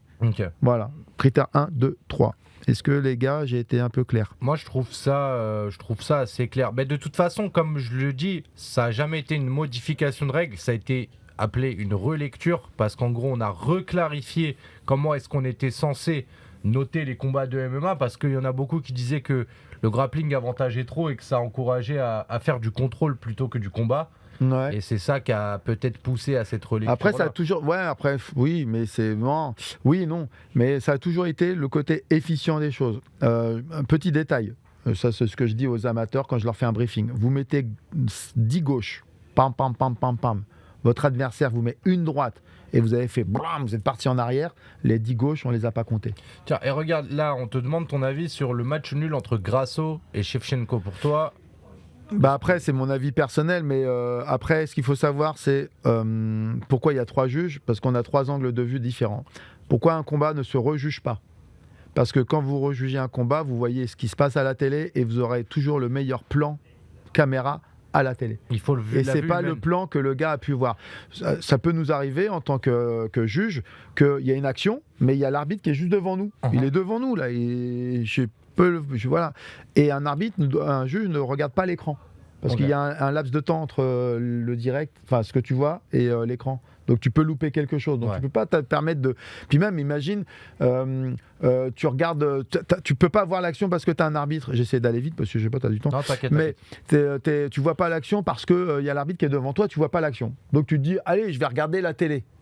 Mais imagine, tu as un photographe qui te prend au moment où tu es là, comme ça, en train de regarder en l'air. Et puis il te dit, tiens, sur le combat de Grasso, le juge, regardez, il a mis tel score parce qu'il était en train de regarder en l'air. Ouais, c'est lose-lose. Tu perds tout le temps, de toute façon, quand tu es dans cette situation. Bien sûr. Et donc, du coup, on te prend une photo à ce moment-là, tu n'es pas en train de regarder le combat, tu regardes autre chose, tu te fais niquer. Ouais. Donc, non, il y a des fois, tu as ton arbitre qui est devant toi, tu ne vois pas le combat. C'est pour ça qu'on ne peut pas juger, on peut pas rejuger un combat après coup. Et j'ai une autre question. Les profils de personnes qui sont juges, c'est des profils précis, c'est des formations ou c'est censé représenter des êtres humains ? J'ai un truc que je me suis toujours posé comme question. Non, alors après aux États-Unis c'est très particulier. Donc, je vais te parler de ce que je connais en France.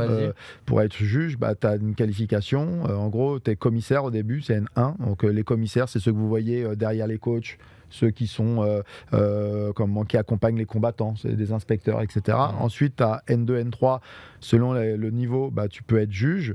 N3, juge et arbitre, et N4, c'est juge et arbitre international. Et les juges, c'est des arbitres. Alors, il y a certains... D'accord. Donc, c'est pas des randoms, c'est pas... en tout cas, en France, c'est pas des randoms. Aux États-Unis, ça peut être le cas. Enfin, je sais pas si tu connais le détail. Non, je connais pas trop. Parce que ça dépend de plein d'états différents et de commissions athlétiques.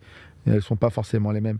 Ce que je veux dire par là, c'est qu'il y a des gens, ils se sentent pas capables d'arbitrer. Ils se sentent capables de juger. Il y a des gens qui ne se sentent pas capables de juger, se sentent capables d'arbitrer. J'ai moi, tu vois, j'ai un pote qui est arbitre amateur anglais. Le mec, c'est un ancien pilote de chasse. Ouais. Ouais, le mec super fort, quand même. Enfin, une tronche, tu vois. Le mec, voilà, il a fait la guerre et tout. Bref, le gars, il veut pas être arbitre professionnel, de combat professionnel. Il veut être juste arbitre de combat amateur. Parce qu'il se dit, ouais, voilà, là, si je fais une erreur, sur un amateur, c'est pas très grave pour sa carrière, mais pour un combattant professionnel, je me sens pas capable d'eux. Est-ce que, avec tes yeux formés juge et arbitre, là, on va te donner la chance de lancer une flamme sur quelqu'un gratuitement. Est-ce qu'il y a des... Bah oui, non, c'est marrant comme ça, au moins, je veux dire, tu peux renvoyer ce qui peut se passer pour toi. Est-ce qu'il y a des décisions ou des combats que tu as retenus ou de l'arbitrage où tu t'es dit, en dehors de celui de Benoît Saint-Denis, qui est un peu une évidence, je pense, est-ce qu'il y a un autre combat qui t'a, on va dire, peut-être pas choqué, mais troublé dans ta vision d'arbitre ou de juge, parce que tu considères qu'il a été mal jugé, parce que tu considères qu'il a été mal arbitré? Mal jugé, je peux pas le dire. Là, je vais prendre le cas de Grasso. Oui, moi, ce que je vois, c'est que le troisième round, dans ce que je vois à la télé, mais c'est toujours pareil, tu vois à l'écran, je mets pas 18, je mets 19. Cinquième round, excuse-moi. Cinquième round, je mets 19 par rapport au truc, tu vois, je mets 19. Et donc 19, elle gagne. Parce que c'est le 18 qui a fait, bien sûr, Shevchenko gagne. Voilà. Mais comme je te dis, on ne peut pas regarder, rejuger un combat. Non, je vais reprendre le combat de Benoît Saint-Denis face à Eliseo Zaleski dos Santos. C'est celui que je t'avais pas dit de prendre, mais bon, en même temps, tu vas me casser la gueule si je te dis non. Non. Mais tu vois, le gars, il a eu une fenêtre. Elle était très, très, très courte. Il a eu une fenêtre, pour arrêter. Il a eu une fenêtre, il ne l'a pas utilisée. Mais après, Benoît, qu'est-ce qui se passe? Et il arrive à remonter quand même. Il a pris des coups, tout ça, bien sûr. Un takedown, je crois, au troisième. Non, mais voilà. Et imagine que, tu vois, Benoît, il met un cross, il met KO le mec. Qu'est-ce qu'on va peut-être dire à l'arbitre? On va dire, ouais, c'était chaud, mais il a bien fait. On ne saura jamais, tu vois ce que je veux dire. Mais moi, je me rappelle d'un combat que j'ai fait, c'était face à un super pote, Freddy Kemayo, et un gars de chez MMA Factory. Je ne me rappelle plus son nom, camerounais d'origine. Et ils se sont mis high kick dans le premier round, KO, machin. Ils se sont tous un peu sonnés à un moment donné, mais ça faisait Rocky, quoi. Un coup c'est lui. Ça, typiquement, un truc emblématique. Le comeback de Tchèque Congo contre Pat Barry. Ah ouais, Toi, t'aurais pu l'arrêter avant, genre, qu'il se relève, non, parce que tu vois, regarde, dans son action, il se relève et il repart, et quasiment tout de suite après, il touche Pat Barry, quoi.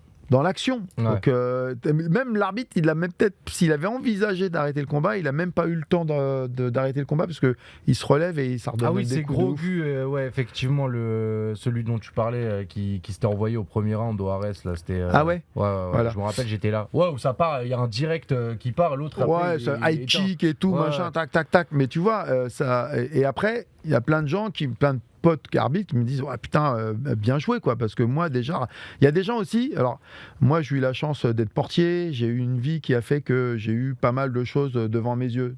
Donc, un mec KO, un mec qui est plein de sang, un mec qui tombe, machin, qui est pratiquement mort, j'ai déjà vu, ça me fait rien, ça me fait pas plus que ça.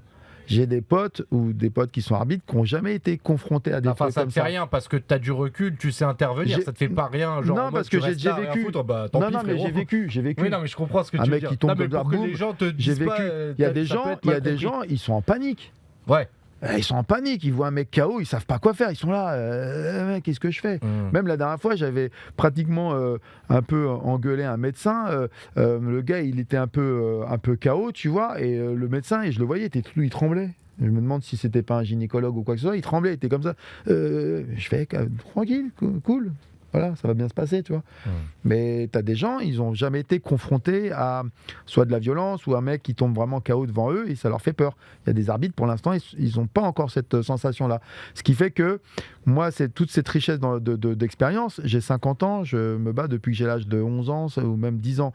Donc du coup, toutes ces expériences-là font que j'ai une analyse et j'ai une sensibilité qui me permettent de voir là oui, là non, voilà oui, non, là j'arrête pas. Bah plutôt juste et qui s'est construit avec l'expérience, quoi. C'est l'expérience qui fait ça, c'est vrai que c'est l'expérience qui fait ça. Et quand tu es un jeune arbitre, tu as beaucoup moins d'expérience. Ah oui, il y a une question. Alors, Predator, est-ce que j'aurais pu répondre un peu à tes questions? Predator, il veut avoir raison en fait, parce qu'après il dit oui, mais Loïc il a dit que les règles n'ont pas changé. Pourtant, il y a une règle qui est arrivée sur les saignements et les doigts dans les. Mais on en avait parlé. Non, c'est le fait que c'est un truc. Tranquille. Non, il y a un truc sur les salaires, parce qu'on parle souvent du fait que les combattants, parfois, ça peut être une condition précaire. Tu en as parlé toi-même parce que tu l'as connu. Ouais. Tu as parlé de combats où tu touchais 140 balles, 140 euros à l'époque, des choses comme ça. Parce qu'en tant qu'arbitre, tu as le droit de nous communiquer comment. Xavier Lessou, c'est ça, Xavier Lessou, ouais, même moi je me suis trompé. Super combat. Est-ce que tu peux nous parler des salaires des arbitres ou c'est censé être confidentiel? Non, je peux parler des salaires des arbitres. À la fédération, les arbitres... Alors, comment que ça se passe en France par rapport à la fédération française? D'accord? Tout ça peut être vu, il n'y a pas de trucs cachés. Quand une organisation est régionale, elle paye une taxe fédérale. Dans cette taxe fédérale, il y a le coût des arbitres, faut pas oublier, enfin le coût des officiels. Il ne faut pas oublier qu'autour d'une cage, on est 11 officiels. Chacun a un poste important et donc chacun est rétribué par rapport à l'action et à la tâche qu'il fait. Dans ces cas-là, on est payé, l'arbitre, je te parle de l'arbitre, il est payé 200 €. Dès lors que l'organisation est nationale, c'est-à-dire que, on va dire comme l'Hexagone, c'est national, c'est même maintenant, c'est un peu double tranchant. Bref, tu fais un événement à Lille, tu fais le même nom à Strasbourg, à Marseille, Paris, etc. Le coefficient est multiplié par 1,5. Okay. Donc tu vas toucher 200 fois 1,5. Je vous laisse calculer. Si l'événement est européen, le coefficient est de 3. 3 fois 200 €. Si le coefficient... Warriors, genre quand elle vient en France, tu vois. Cage Warriors, oui, okay. Non, ils sont internationaux, ils vont à San Diego maintenant. Ah ouais, ok. Bien KSW. Vu. Très bien. KSW, ils sont en Pologne. Ouais. S'ils viennent en France, ils vont être européens. Donc ils seront majorés d'un coefficient de 3. Donc 3 fois 200 €. Et là, quand c'est l'UFC, c'est... Quand c'est l'UFC, c'est UFC ou international. Tu vois, l'Hexagone MMA, ils avaient une collab avec le Brave MMA, donc c'est international. Donc il y a eu des combats qui ont été coef nationaux et des combats qui ont été coef internationaux. Ok, ouais, c'est un peu un système international par combat, quoi. Coef international, il est multiplié par 5. Pardon, excusez-moi, je bafouille. Donc ça fait 1000 balles le combat. Non, 1000 balles la soirée. Ah, la soirée. Ah, pas le combat. C'est pas putain, le ce combat. serait bien 1000 balles le combat, putain, ça serait bien. Bah, je peux te dire que tu vas arbitrer, tu te fais des early prélims jusqu'au main event. Grave. Non. T'as fait tes 6 mois. Voilà, après à l'UFC, tu es payé quand tu es indépendant, parce que si tu es géré par la fédération, tu es payé par la fédération. Herb Dean, il prend une blinde. Alors, je vais vous expliquer un peu, j'ai pas les prix exacts, mais en gros, comment ça fonctionne. En tant qu'arbitre sur les compétitions type UFC, Bellator, des choses comme ça, tu es payé en fonction de la place du combat et de l'importance du combat. Okay. Quand tu fais un combat prélim, tu es payé un prix. Si la carte, tu montes au haut de la carte, tu fais un combat prélim, mais presque avant la pause, tu es un peu plus payé. Si tu fais une carte principale, le combat, en début de carte principale, il vaut tant. Et plus ça monte comme ça. Et ça peut aller... j'ai pas les prix, mais ça peut être assez conséquent. Si tu fais genre Khabib face à Conor McGregor, bah, là, avec tout l'enjeu qu'il y a, etc., ça peut tourner autour de 7, 8, 9, 10 000 $ le combat. Ok, d'accord. Voilà. Donc les arbitres... Alors après, il faut voir une chose, c'est que les mecs comme Herb Dean, Marc Goddard, ils n'ont pas de vie. Je veux dire, Marc Goddard, Marc Goddard, il va au One, il va dans toutes les orgas du monde. Non, pas le One. C'était Herb Dean, tu confonds. Autant pour moi. Tiens, boum, prends ça dans les dents. Les journalistes qui savent pas rien. Putain, les gars, non, vous pouvez pas chambrer les journalistes. Ils posent des questions. Déjà, c'était Kevin la dernière fois, il me pose des questions, il savait même pas les trucs. Putain, non, je dis, ça va, je peux me tromper. Marc Godard, donc je l'ai vu au Cage Warrior, je l'ai vu au KSW, j'ai pu penser le voir au One. Oui, au Brave, au machin, etc. Mais pas le One. Et donc, où en étais-je Oui, je disais, un mec comme Marc Godard, je veux dire, le gars, il est complètement jet-lagué, c'est-à-dire qu'il a plus de... Le jour, la nuit, ça lui fait plus rien. Avant d'aller à Paris, il était allé à Singapour. Avant, il était le week-end d'avant, Singapour. Je sais plus dans l'ordre. Il faudrait regarder, les gars, vous regarderez. Mais avant Paris, il était peut-être à Singapour. Après, avant, il était à Las Vegas ou aux États-Unis, parce qu'il avait fait Sean O'Malley. Il avait fait le truc en Australie. À Singapour. Paris. Après, il est parti en Australie. Il est reparti, machin et tout. Le gars, il arrête pas, quoi. Ouais. Tous les week-ends, enfin, c'est plus que les week-ends. C'est une machine. Ah oui, tu vois plus ta femme, tu vois plus tes gosses, c'est chaud. Hein. Il y avait une question et tu as dû peut-être le voir, mais plus dans ta partie combattant de MMA. Alors attends, comment il s'appelle, Karin Hooks? C'est 1000 balles la soirée, hein, pour 3 fois 5 minutes en international. Ouais. Donc si tu fais un combat, bah oui, c'est cool.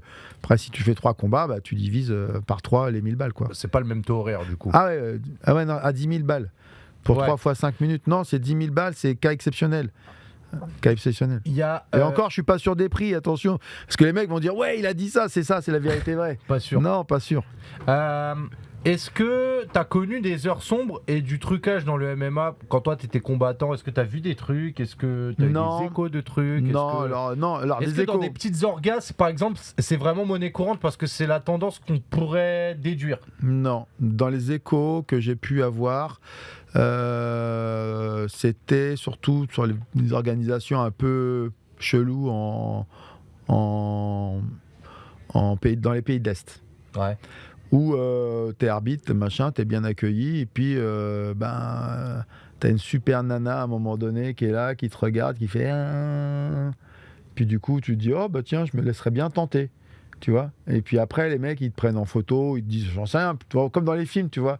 Puis ils te disent, bah écoute, voilà, il s'est passé ça, on t'a pris en photo, on t'a pris en flag et tout, donc du coup, sur ce combat-là, tu nous arranges... Sinon, on te balance un peu ça sur les réseaux ou ça sur ta femme. Ça, c'est fin de carrière directe, quoi. Ça a été ça à une époque. Ça a eu existé, mais j'ai eu ça dans mes oreilles.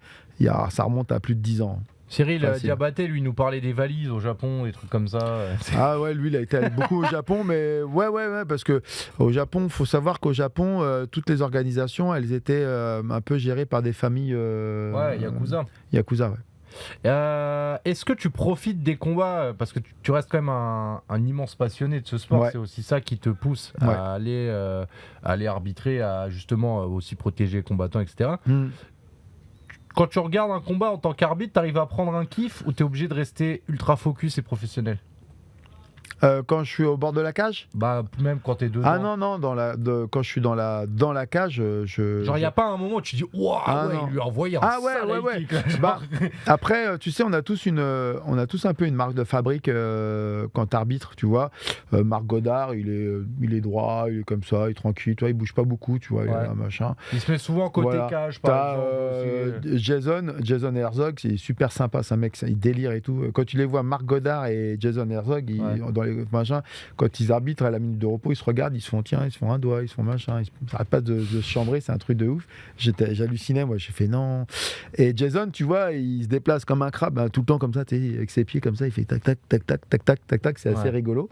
Moi, j'étais baigné, j'adore la boxe anglaise, et j'étais baigné sur les combats de boxe anglaise que je regardais avec mon père à l'époque à Canal+ à 3h du matin, et moi j'adorais la classe, enfin le charisme qu'avaient les arbitres avec le nœud-pape et tout, tu vois, les arbitres de la boxe anglaise. Et je les voyais là, ils étaient là comme ça, tac tac tac, ils regardaient les trucs et tout. Ils ont même pas trop besoin de te toucher, genre tu t'exécutes. Un charisme, une autorité. Enfin bref, j'ai toujours kiffé tous ces arbitres là américains là, putain. Enfin sur la boxe anglaise, je veux dire pas forcément américains, mais tu vois, ils avaient une classe et tout. Et je sais pas, quand moi je me regarde d'arbitre, tu vois, je sais que j'ai mon bras droit qui est toujours plié, c'est comme si je boxais. Tu tiens un truc. Ouais, et puis je suis là avec mon pouce, c'est mes potes, ils sont là, ils me disent machin, je suis là et tout.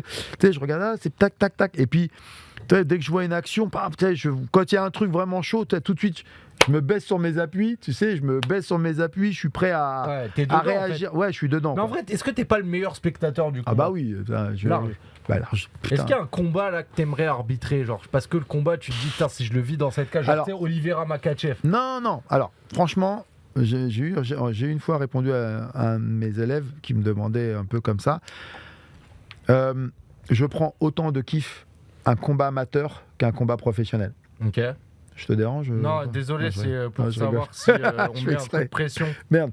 Donc du coup, je prends autant de pied sur un combat amateur qu'un combat professionnel. Peu importe le combat professionnel. Je suis pas plus enjoué sur un combat, etc. Après, tu vois, genre, j'étais super content quand j'ai arbitré le combat de Greg, parce que Greg, on s'était entraîné à l'époque ensemble, tu vois, voilà, donc on se connaît très très bien depuis longtemps, donc ça me fait plaisir aussi de le revoir combattre, rentrer dans une cage. Hormis la qualité du combat ou de l'adversaire, je m'en fous, je pense au challenge qu'il faut se mettre à 40 ans en sachant que c'est quand même une personnalité des réseaux, de YouTube et tout ça, etc. Donc se mettre malgré tout en danger, c'est quand même un super challenge et il faut le féliciter par rapport à ça. Alors, ça me fait plaisir. Mais moi, arbitrer des combats amateurs, j'ai le même plaisir que faire une ceinture ou que arbitrer à l'UFC. Ouais. Je suis dans le même état d'esprit. Okay. Il n'y a pas de différence. Et je pense que, sincèrement, si tu crées une différence, c'est pas normal. Okay. Tu ne dois pas en créer. Dernière question avant que je te libère. Est-ce que tu vas faire une interview ou un contenu avec After Fight? Parce qu'apparemment, lui, il semble dire que venir ici, c'est trop facile parce que je dois être un peu sympa ou tu vois, un peu lisse ou autre. Est-ce qu'il y a un truc qui va se faire avec After Fight? Parce qu'apparemment, il y a des trucs, vous avez des trucs à vous dire. Non, mais les sympas, Kevin. Non. Après, non, il n'y a pas du tout. Je lui dois 3 taquets. Je lui avais dit, je mettais 3 taquets. Je les ai pris pour toi, Kevin. Moi, je suis un mec sympa. Hein. Non, j'ai 3 taquets, mais c'est rigolo, ne t'inquiète pas. Je veux dire, je m'arrête pas à tout ça, et c'est ça aussi, c'est que, tu sais, regarde, avec ce qui m'est arrivé, j'ai pensé à Cyril Gane. Je me dis, putain, le gars, avec son combat avec John Jones, putain, mais je sais pas si c'est lui qui gère son réseau, parce que peut-être à un niveau, c'est peut-être quelqu'un qui gère tes réseaux et tout ça, etc. Et donc, du coup, tu passes. Mais quand tu vois des fois les retours que j'ai eus, que j'étais raciste, tout ce que tu veux, etc. Ah ouais, okay. Ouais. Et je me dis, putain, mais lui, le pauvre, je me dis, mais qu'est-ce qu'il a dû prendre sur les réseaux à un moment donné, tu vois, le mec. Parce que les mecs, ils se lâchent, ils sont des oufs, ils se lâchent complet. Et je me dis, putain. Et après, je me dis, mais bon, si t'es pas prêt à ça, et il le dit aussi, il faut être prêt à ça, ça fait partie du jeu. Et moi, c'est pareil, ça fait partie du jeu et je suis prêt à ça, si tu veux. Et ça, t'aurais pu être arbitre de foot, t'aurais pris encore plus cher. Et c'est que je me dis, après, tu sais, je relativise, je me dis, et les politiques? Ouais. Les politiques, qu'est-ce qu'ils doivent se prendre dans la gueule sur les réseaux sociaux? Les politiques, ils prennent pas 1000 balles le combat. Non, mais quelque part, mais tu vois, je me dis, putain, les mecs, donc à un moment donné, tu te dis, bon voilà, fais ton taf, travaille le mieux possible, fais les choses le mieux possible, et voilà, après, l'idée, c'est d'avancer, quoi. Comme je disais, on va avancer, ce combat-là, il aurait pu être beaucoup mieux, il s'est terminé comme ça, il est fait, maintenant passons à autre chose, ça va pas entacher la carrière ni de l'un ni de l'autre, et il faut avancer, quoi. Ok. Et si y a un mec, tiens, justement, si tu devais faire un étranglement ou une soumission aux mecs qui te parlent mal sur les réseaux, tu leur ferais quoi? Et t'as le droit de le faire sur moi. Ne tue pas, juste, t'as vu? Non, je ferai rien, fais rien. Ça, tu veux pas me mettre un tirer en équation? Regarde, là, le coup, il est pas attirant, là. J'adore le crochet au foie, mais après, non, j'ai pété une côte, ça va pas. Non, mais j'ai un plastron, tu me mets un crochet au foie. Ah bah non, pas de plastron, qu'est-ce que tu veux un plastron? Bah j'ai un gant, si tu veux. Ça, c'est pour un coach, t'es pas un coach. Tu veux un gant? Non, ça va. Ah non, mais t'as des grandes mains, Jason Statham, calme-toi. J'ai pas seulement qu'une grande main, mais sinon... T'as des grandes jambes aussi. Non, c'est... Attends, il y a tout... Qu'est-ce qu'il dit il y a un, il faut juste qu'il m'explique. Je sais pas si c'est à moi qui parle. Non, là, les gens, ils considèrent que Yanis peut être dommage collatéral, mais moi, je pense que on va vous mettre le replay sur YouTube avec tout ça. Je pense que t'as donné les explications et les éléments qui font que ça s'est passé comme ça. Peut-être que là, je vais de nouveau avoir plein de messages sur Instagram en m'insultant encore pareil. On dit ouais, machin, blablabla. Ça se peut. Les gars, ils se lâchent. Moi, je pense qu'il y a des gens, tu vois, qui étaient. Si, au moins, il y en a certains qui ont pu comprendre. C'est principal. Non mais après il y a un truc les amis dans le chat et tout, rendez-vous compte que le mec il prend de son temps et c'est aussi parce que j'ai ma salle, ma nouvelle salle. C'est aussi du courage de venir parce que potentiellement il vient dans une sauce où il sait que tout le monde va lui tomber dessus. Il prend le temps d'expliquer, il prend le temps de répondre à des questions de mecs qui lui sous-entendent des trucs bizarres. Franchement, grand respect à toi parce que moi je trouve que voilà, c'est bien burné. Ouais, ça va. Il faut utiliser une expression un peu à l'ancienne. Est-ce que tu prévois de partir arbitrer aux USA? Non, c'est ma prochaine step, quoi. C'est ma prochaine étape, c'est mon kiff, quoi. Ouais, si je peux aller arbitrer à l'UFC, je pense que ça remettra aussi, on va dire, l'église au milieu du village. Ouais. Voilà, pour dire que j'ai une vraie qualité d'arbitre et que voilà. Après, on le verra au PFL Paris, ça t'inquiète. Déjà on verra au PFL Paris, mais voilà. Et puis n'hésitez pas, ceux qui sont sur Paris, de venir à ma nouvelle salle, si je peux en parler. Ouais, vas-y, alors là, open bar, vas-y, fais-toi plaisir. The Full Force, dans le 13e arrondissement, rue du Chevaleret, une très très belle salle, avec des nouveaux coachs que j'ai pu avoir et des super coachs. Donc on a Tonton. Christian Mpoumbu qui a été champion du Bellator, donc Tonton vous le connaissez, Mehdi Ben Lagdar, voilà, qui s'occupe à eux deux, ils s'occupent du MMA et là, ça va toi. Bien et puis on a des bons lourds là aussi, donc les gars costauds ils sont contents. Après j'ai tout le reste de mon équipe, Patricio Carlos qui s'occupe de la lutte à livrer et qui arbitre aussi c'est le tout petit avec les cheveux gris pour ceux qui peuvent voir. Okay. Voilà, sur plein mal d'événements. Tiens, ils ont mis le lien là dans le chat pour que vous puissiez voir. Super, merci, top. Et on a une très très belle salle, vraiment elle est magnifique, je suis super content, j'ai pas de voisins au-dessus, j'ai 2 jardins sur le côté dans Paris, facile d'accès, on peut se garer facilement. Ça donne envie, dit comme ça. N'hésitez pas à venir. On n'est pas cher. Vas-y, c'est combien? Lâche les tarots, tu peux. Je crois que t'es à 80 balles par mois si tu veux faire du MMA. Il y a 15 heures de MMA par semaine. Et du matos un peu et tout? Oui, il y a pas mal de matos. La salle est très belle. Je me rends pas compte des tarots, mais ça a l'air bien, non, en termes de tarots? Ouais. Après, le pass full, il est à 990 balles pour Paris. 990 €. Okay. Ça sera toujours trop cher pour certains, mais pour 990 €, tu peux tout faire. Et surtout, j'ai les blancs. Enfin, c'est beau, quoi. Il y a du bois, c'est blanc, c'est propre. Et pour essayer de justifier parfois un peu le tarot, ce que j'essaye de faire, c'est... Et par exemple, est-ce que tu as des appareils de muscu? Ouais. Alors, appareil de muscu, non, j'ai tout un espace de cross-training. Avec des appareils cardio. Tu peux faire la prépa, quoi. Tu peux faire le physique. Je sais pas. Non, mais je veux dire, est-ce que par exemple, si je te dis. Je peux être en parfaite autonomie. Non, mais si je te dis, typiquement, je prends un random comme moi, qui a un abonnement à la salle qui me sert absolument à rien. C'est dommage. Si je le résilie et tu viens que chez moi, je m'inscris chez toi, j'ai la possibilité de faire mon physique, mon cardio, mon truc, mon machin, et en plus d'avoir des cours de MA. Donc au final, ça s'imbrique bien. Bah oui, parce que tu as plein de gamins qui prennent un abonnement type Fitness Park à 30 balles. Ils y vont jamais. En plus, ils veulent tous faire des pecs. Je vais faire les pecs ce soir. Quand tu arrives au Fitness Park, tous les trucs des pectoraux, ils sont pris. Donc du coup, tu te retrouves à faire épaule-dos, t'es dégoûté, quoi. Non mais c'est vrai. Ouais, moi du coup, c'est ce que je dis souvent. Je dis, tu pars, t'as envie de faire du sport, t'arrives à la salle de sport, t'es dégoûté, tu repars, t'es dégoûté. Voilà. Donc tu viens chez moi, t'es pas dégoûté, t'as envie de faire des sports de combat, tu fais des sports de combat, lutte à livrer et MMA, voilà, grosse section. Et surtout, on a des profs vraiment de qualité. Et là, je vois le travail qu'ils sont en train de mettre en place. Voilà, c'est top. C'était quoi l'accent SVP? C'est moi qui ai pris un accent peut-être? Je sais pas, peut-être, je sais plus, désolé. Non, c'est pour moi, c'est quand j'ai fait machin, c'est mes origines. C'est mes origines, mes vieilles origines de mon grand-père paternel. Écoute, merci Loïc, ça a été un tout petit peu plus long que prévu, donc désolé si je t'ai mis en retard pour quelque chose. Non, ça va, impeccable. Mais c'était un vrai plaisir de t'avoir. Avec grand plaisir de m'accueillir de nouveau, il n'y a aucun plaisir. Vraiment, à l'occasion où je passerai dans ta salle, juste faire coucou et dire coucou à Mehdi aussi. Pas de soucis. On verra ça.